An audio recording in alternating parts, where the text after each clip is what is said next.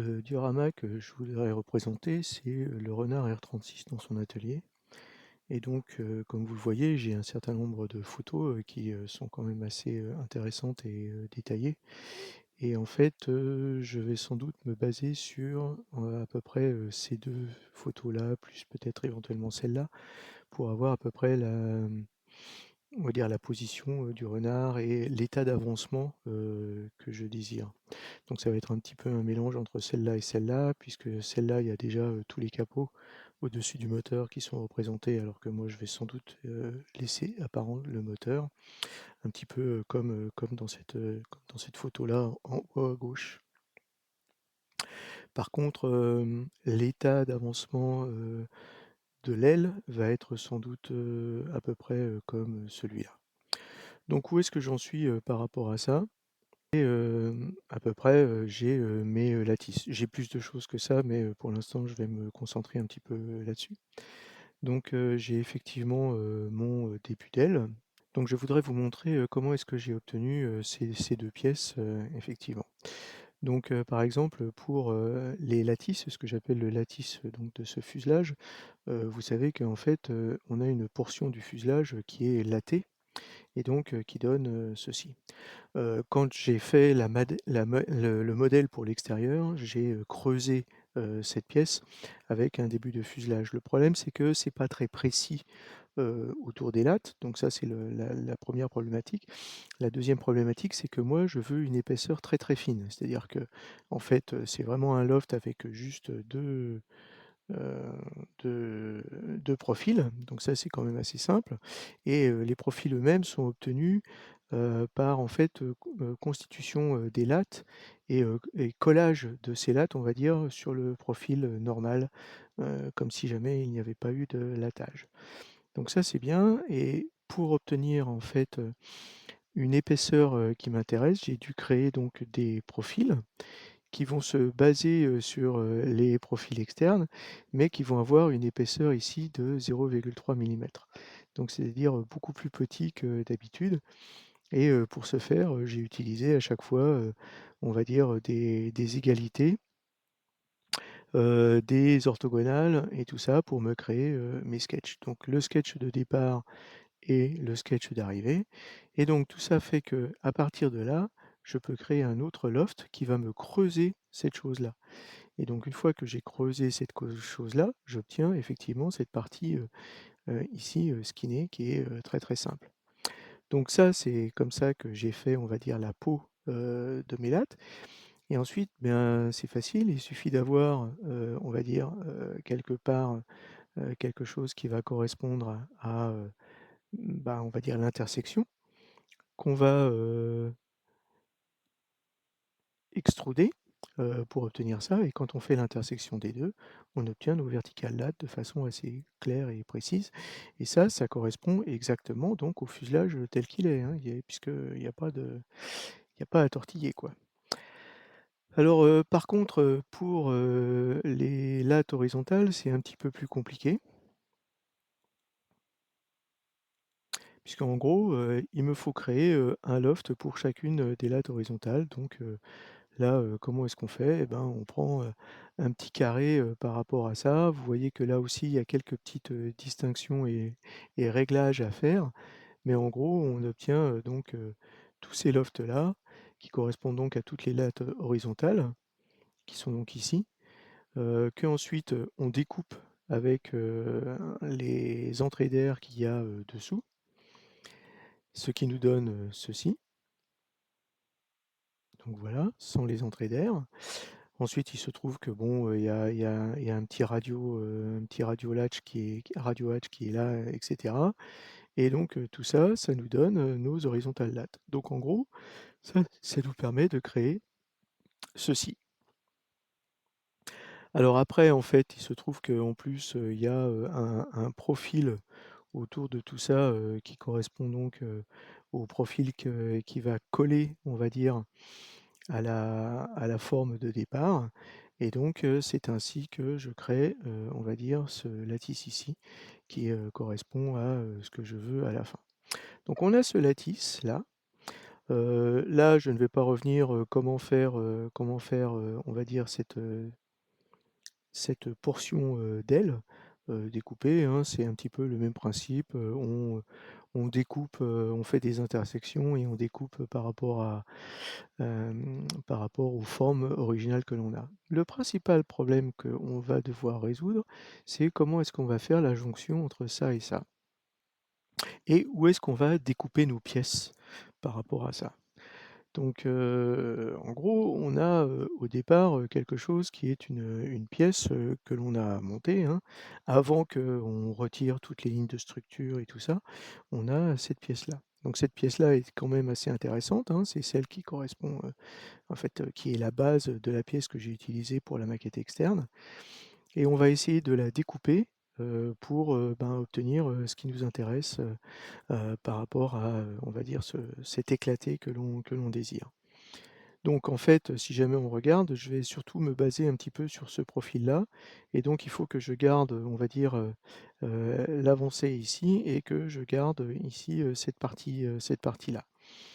Donc bah, en fait, on va créer, on va dire un sketch, qui va nous permettre de, découper la chose, comme on le désire. Alors en fait, j'avais déjà fait un sketch, ici, mais je crois que ce sketch, il est déjà utilisé un petit peu ailleurs. Et donc, je ne vais pas, pouvoir, on va dire, le réutiliser tel quel, je vais devoir en créer un autre. J'avais donc, déjà créé, on va dire, un premier prototype, par rapport à tout ça, qui correspond donc à ce sketch-là pour le découper. En fait, je ne sais pas si ce sketch est, utilisé ailleurs. Alors j'ai quand même un petit indice parce que j'utilise quand même beaucoup de conventions de nommage, même si là, ça devrait commencer par Cutaway, j'ai quand même Cutaway dans le nom. Donc ça veut dire que je pense que ce sketch n'est utilisé qu'ici. Une façon de le voir simplement, c'est en fait, de cliquer sur Supr et on voit qu'est-ce qu'il utilise en fait ce sketch. Et là, il y a que cet extrude qu'il utilise, donc très bien. Si jamais on fait Supr sur l'extrude, on voit qu'il y a que ce common là qu'il utilise et donc là, on peut dire que, on est bon et que on peut, changer ce sketch. Donc là, en fait, je vais aller vers ce sketch-là. Effectivement. Par contre, ce que je vais faire, c'est que je vais aller, beaucoup plus bas, un découpage et qu'est-ce que va me donner, ce découpage? D'ailleurs, en fait, là, on voit que la première version de ce copy cutaway, il était sauvegardé, dans un directory de sauvegarde, mais en fait, il est déjà utilisé là et donc ce que ça me donne, c'est que ce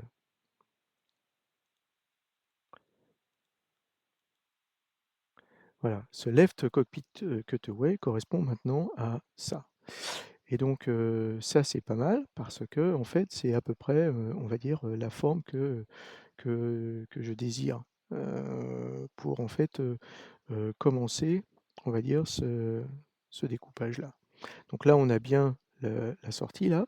Par contre là, maintenant, il faut que je complète avec la jonction entre ces 2 pièces-là. Donc là, voilà, je vais faire ça. Alors, comment est-ce que je vais récupérer la jonction entre ces 2 pièces-là? Pour récupérer la pièce qui m'intéresse, je vais voir en fait, l'ensemble des pièces que j'ai, créées et que j'ai exportées en STL pour faire, l'impression et petit à petit, je vais raffiner la chose jusqu'à arriver à la pièce, qui, m'intéresse. Donc là, quand on demande à toutes les voir, vous voyez que bon, il y en a un certain nombre, on est bien d'accord, mais celle qui m'intéresse, c'est celle qui sera à peu près par là. Donc c'est le inner wing, final. Donc c'est facile, je lui dis: «Je ne veux plus te voir». Et là, à partir de là, je prends toutes celles-là et je leur dis: «On s'échange» et donc là, effectivement, j'ai bien alors le external wing version A, j'en veux pas, j'ai bien ce inner wing final version A et là, je vais, descendre petit à petit dans la hiérarchie pour savoir, en fait, quelle est la portion, avant, des coupes, des lignes de structure et des rivets et tout ça. Je dis que je veux une intersection entre ça et ça. Voilà.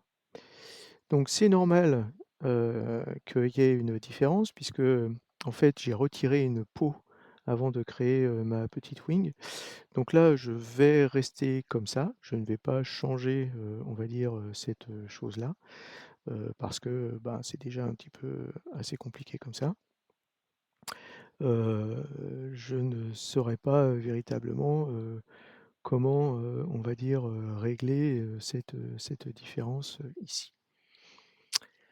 Mais, voilà, donc le problème est de savoir est-ce que quand je vais, devoir, imprimer, ces pièces, est-ce que je vais la coller par rapport à ici ou la coller par rapport à ici?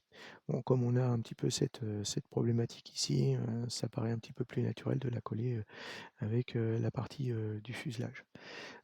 Et puis là, on pourra peut-être essayer de voir si jamais on peut rattraper les choses avec un petit peu de ponçage. Donc, voilà comment j'ai récupéré, cette pièce-là.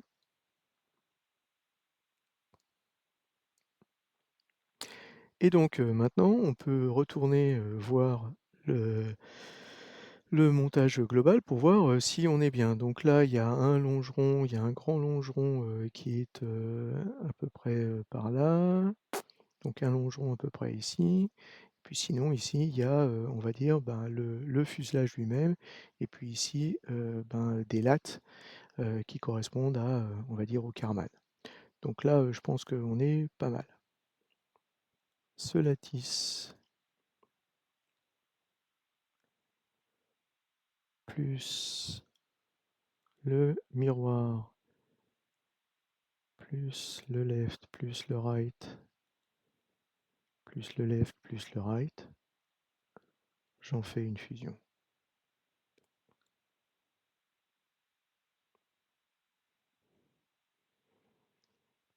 Il y a toujours un petit peu de suspense quand on fait une fusion ou une union.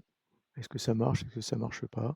Si jamais il y a quelques petits problèmes de précision par rapport à des surfaces adjacentes, la fusion ne marchera pas et ça, c'est quand même toujours un petit peu un problème.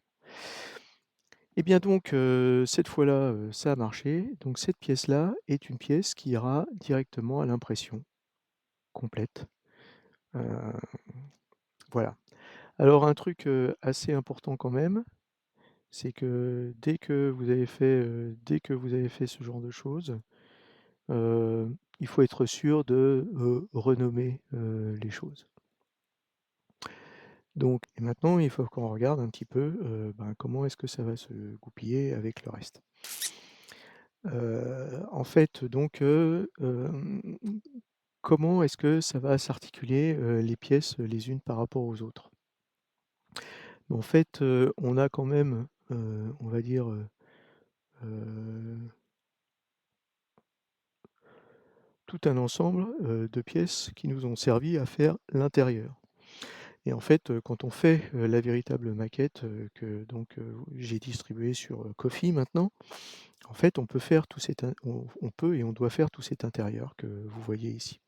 Alors en fait, je ne vais pas véritablement montrer, tout cet intérieur, là, mais, je vais montrer, surtout, en particulier, on va dire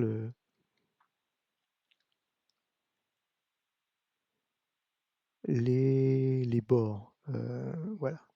Donc dans la version A, j'ai, le left et le right treillis et le bottom et le top, déjà. Donc là, en fait, c'est bien pour voir, qu'en fait, on a, ce treillis-là, qui est, le treillis, ouais, celui-là, j'ai peut-être pas besoin de le montrer pour l'instant et le bottom non plus. Donc on a le treillis, qui est ici. Vous voyez d'ailleurs que j'ai réglé pour qu'en fait, il y ait pas d'intersection, c'est-à-dire que là, y compris, on va dire ce passage ici, vous voyez qu'il n'y a pas, il n'y a pas d'intersection, entre, le treillis et le fuselage. Donc ça, c'est plutôt bien. Maintenant, il faut voir un petit peu, comment est-ce que, quand on va monter, les choses, comment est-ce que ça va se positionner? Donc en fait, ça va se positionner grâce, bah, à la structure interne de l'aile. Donc si jamais on regarde par rapport à la structure interne de l'aile, vous savez que, en fait, vous savez uniquement si vous avez monté le modèle. Si vous ne l'avez pas monté, vous ne le savez pas. Mais que en fait, il y a, cette structure ici qui, on va dire, relie, cette partie-là qui est imprimée en un coup, d'accord? Et donc ça, une fois qu'il y a, effectivement, toute, la notion de bottom, c'est-à-dire qu'on construit un petit peu, la cage, et donc ça permet donc de coller, on va dire, toute cette structure de treillis à l'aile. Donc ça, c'est cohérent, ça marche. Le problème, c'est, comment est-ce que, ce fuselage va venir, s'intégrer? Donc déjà, on va l'enfiler. On est obligé de réfléchir sur 2 choses. D'une part, comment découper en pièces pour faire en sorte que ce soit montable? D'autre part, comment est-ce qu'on va imprimer les choses? Donc c'est pour ça que c'est un processus quand même, assez, compliqué.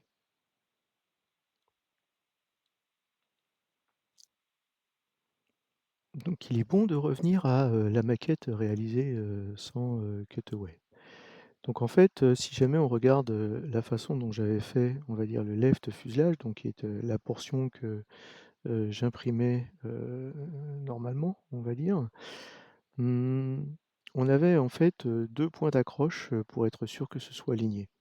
On avait, ces points-là, en fait, qui venaient au-dessus du treillis, comme vous pouvez le voir ici, d'accord, hein? Donc il y a ces points-là avec, 0,1 millimètre qui venaient au-dessus du treillis.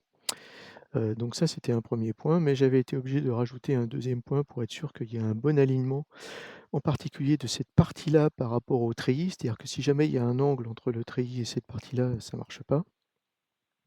Et donc j'ai été obligé de rajouter à un moment, on va dire une espèce de table, ici quoi, qui me permet, d'être sûr que, on va dire, ce treillis, ici repose sur cette table.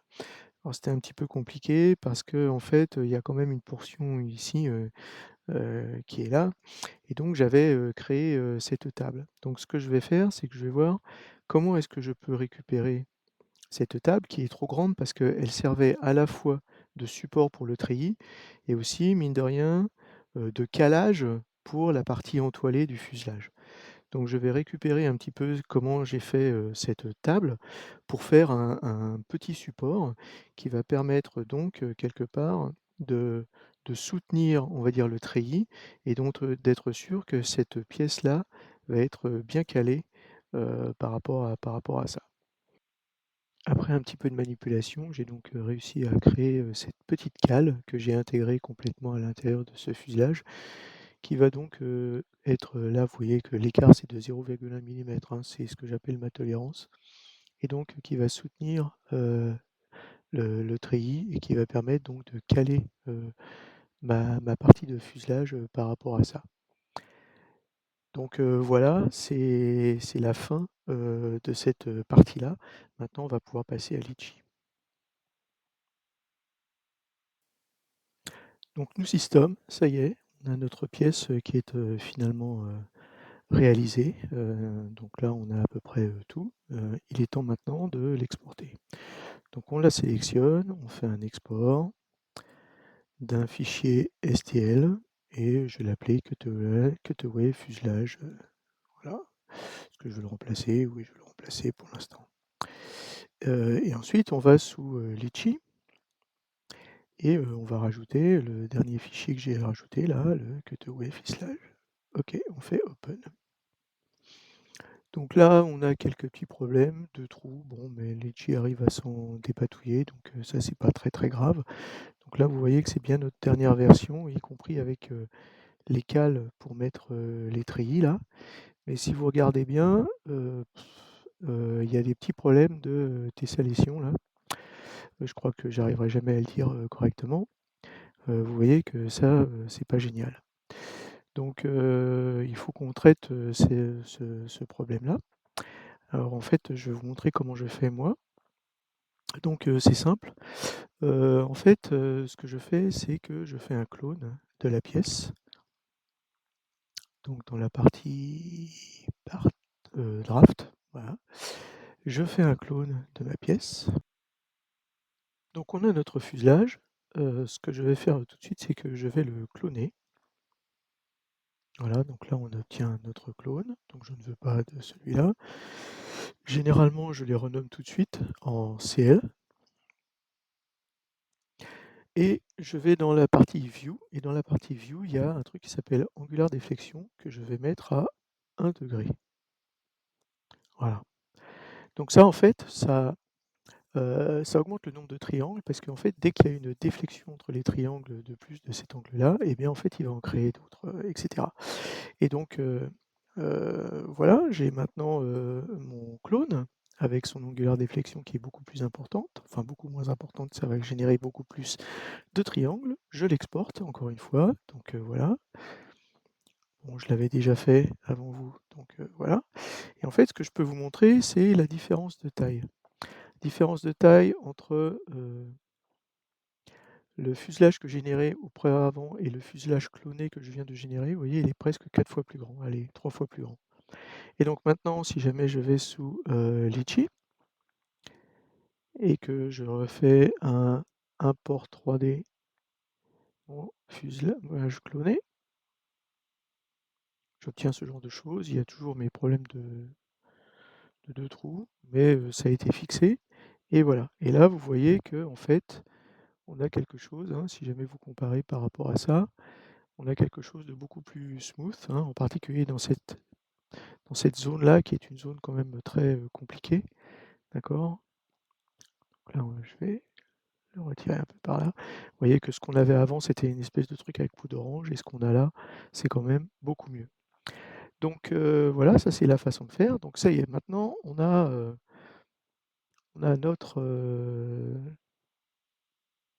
notre pièce à l'intérieur de Litchi. Bien, elle ne tient pas exactement, donc là, je vais simplement, faire quelques rotations. Donc une rotation surtout dans ce sens-là, on va dire. Voilà. J'aime bien reprendre à chaque fois avec des controns, voilà, ça me permet d'être sûr que j'ai moi-même, géré la chose et que personne d'autre, l'a fait. Donc là, je pense que là, ça devrait être suffisant. Ça va me permettre de ne pas avoir, trop d'îles, par là. Par contre, j'ai une dernière petite modification à faire là. J'aurai bien les bords de fuite qui seront propres, ici. Donc voilà, je fais un lift up et ensuite je peux aller directement dans la section prépare et dans la section prépare, la première chose que je fais, c'est que je cherche les îlots. Ça a pris quelque temps. Il m'a trouvé 6 îlots et ça, c'est intéressant parce que en fait, ça prouve que la conception est pas trop mal et que l'orientation n'est pas trop mal. Généralement, ce que je fais, c'est que je rajoute des supports, tout de suite, aux îlots. Ça me permet de savoir un petit peu où est-ce que j'en suis et là, bon, ben, on voit que ça va, à peu près, que ça va être assez facile. Donc comment je vais faire? Donc là, j'ai pris, du médium. En fait, ce qui est important, c'est au départ d'avoir une bonne dose de heavy, on va dire. Donc là, je vais le remplacer celui-là en heavy.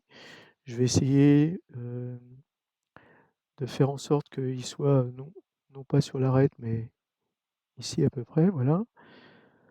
Vous avez voilà et généralement, je me fais au démarrage à peu près, tous les millimètres un heavy et ensuite je vais passer à 2 millimètres avec un heavy, à peu près par là, voilà et ensuite, je vais passer à, quelque chose qui va me permettre, encore une fois là, tout est soutenu, par l'intermédiaire de ces plots-là donc là, je vais me mettre, du médium. Voilà,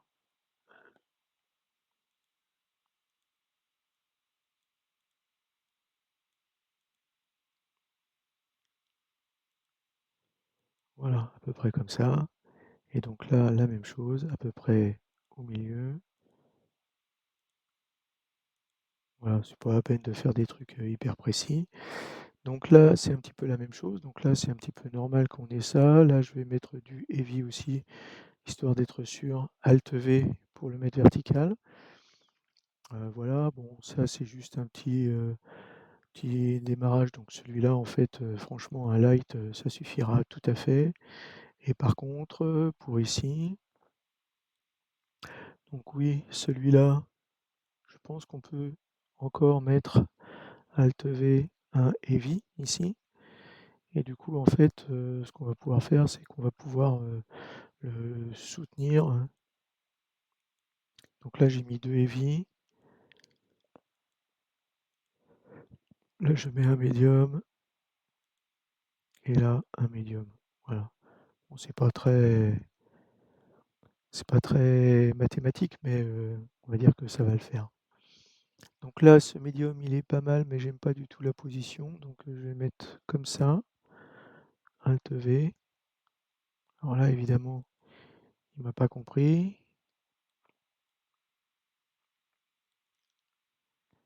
Donc on va essayer de le mettre mieux. Dans ces cas-là, si jamais il comprend pas, on va le mettre comme ça. Voilà. Alt V. Et puis sur les bords, là, on va faire en sorte qu'on en mette un petit peu,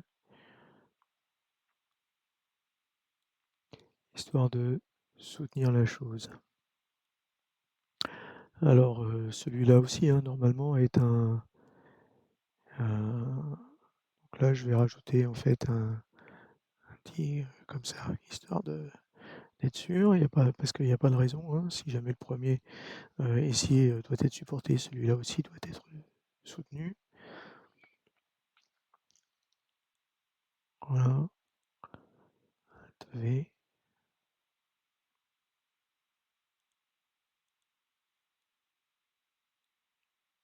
Et là aussi, je vais soutenir un petit peu plus. Je sais pas pourquoi il me va sur le côté. Moi, je veux pas qu'il aille sur le côté. Je veux qu'il aille bien en face. Voilà. De même là, je veux qu'il aille bien en face. Voilà. Et puis, il n'y a pas de raison. Tout cela, ils doivent être soutenus aussi. Celui-là et celui-là, avec à chaque fois un petit peu de soutien. Mais ces pièces sont tellement légères qu'elles n'ont pas besoin de beaucoup plus, en fait.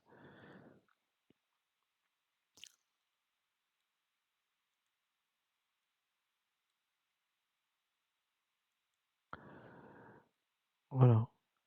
Franchement, je pense que ça imprime déjà. Mais bon, on va quand même assurer un petit peu le coup. Hem,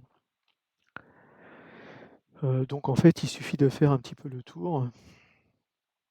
Je vais utiliser encore une fois que des médiums surtout. Donc voilà, je vais aller à peu près par là et puis après je vais faire,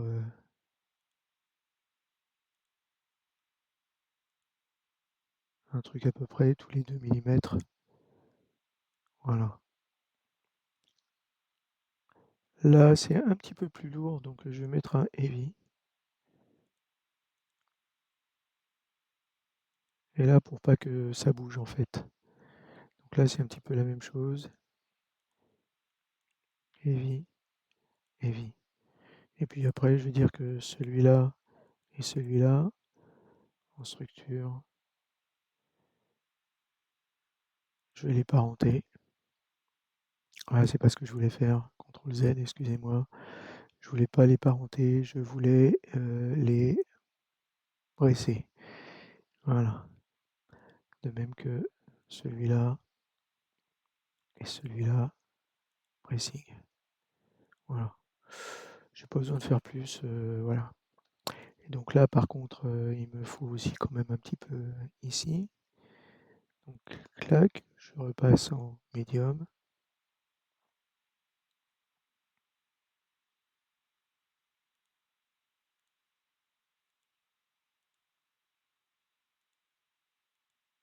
Voilà. Et puis on va y aller par rapport à ça aussi. Donc hop. Généralement, je fais à peu près, je regarde le nombre de carreaux pour être sûr que j'ai à peu près tous les 2 millimètres quand j'ai une surface plane comme ça à soutenir. Voilà, 2 millimètres, c'est un petit peu, on va dire, mon chiffre fétiche pour espacer les supports. Voilà. Bon, alors si jamais je veux absolument, je peux en rajouter un ici.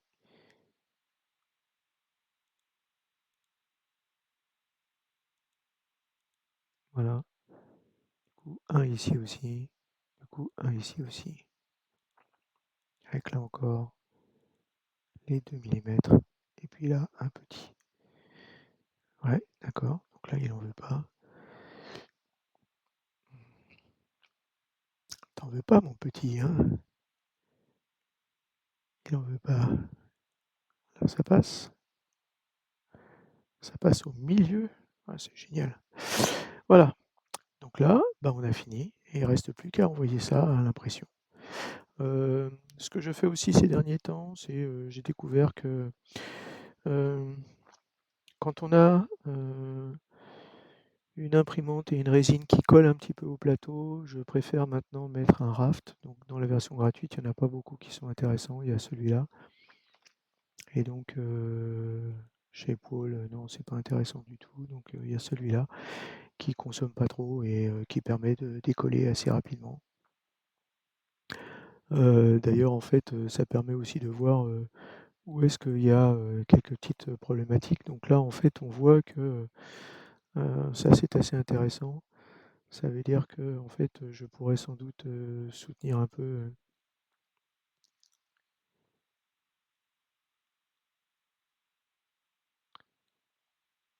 ici et puis ici, par exemple.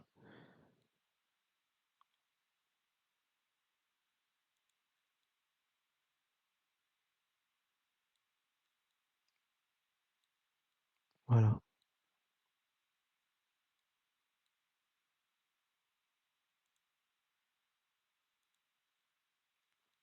voilà et là, je pense qu'on est bon. Alors on peut toujours en rajouter un petit peu, histoire d'être sûr, voilà, mais normalement, la pièce se tient bien là, donc il ne devrait pas y avoir trop de problèmes et voilà comment on obtient, la pièce, supportée, que je voulais oui, finaliser avec vous. Dernière petite remarque, on ne garde pas ces clones évidemment dans le modèle parce qu'en fait, le rafraîchissement avec une telle, angular deflection, le rafraîchissement prend des plombes et donc évidemment, je les détruis, dès que je les ai exportés, je les détruis. C'est vraiment, on va dire des pièces, Kleenex qui n'apportent rien au modèle, et donc voilà, il faut absolument les détruire dès qu'on peut. Voilà.